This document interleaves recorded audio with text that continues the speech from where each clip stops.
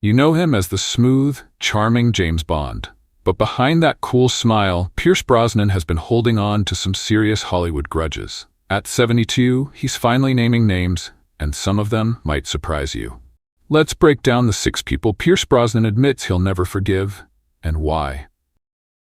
Quentin Tarantino, the over-the-top director. In the late 90s, Brosnan had a wild dinner with director Quentin Tarantino. Quentin barged in, loudly pitched a Bond film idea, and called Pierce the best James Bond ever. But when Bond producers rejected Tarantino's idea, he went public and blamed them. Some people thought Brosnan was part of the plan, which made things awkward with his bosses. Later, Tarantino even said Brosnan's Bond was the least interesting. For Pierce, it felt like he was being used for publicity. He now says, that ship has sailed. Daniel Craig, the man who replaced him.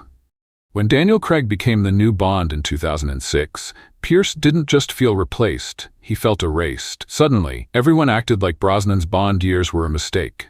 Craig and the producers talked about reinventing Bond, making it grittier and more serious. Pierce had wanted that change too, but was always told no. Watching Craig get praised for the things he was denied made it even more painful.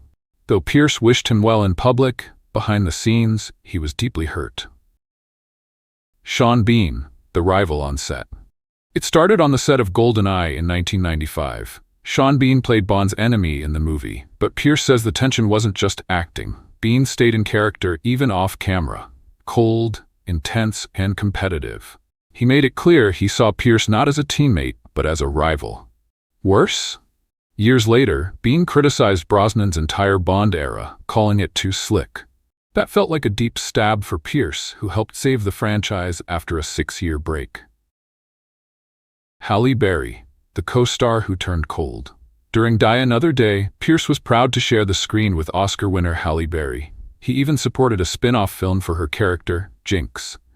But after the movie flopped, Berry laughed in an interview about how campy it was, pointing out the invisible car and over-the-top scenes.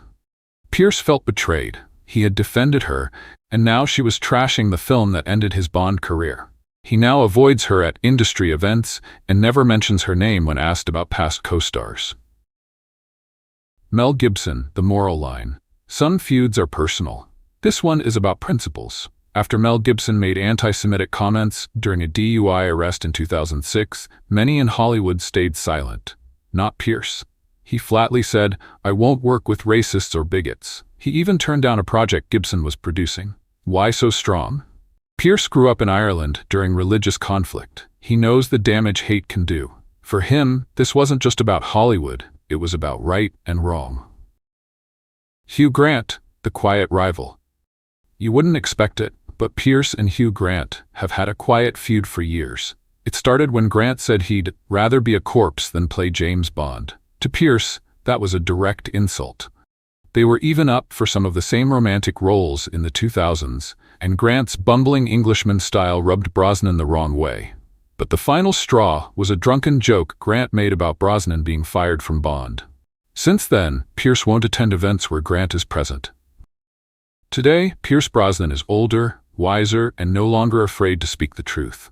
He says, "I'm too old now to pretend, and frankly, too tired."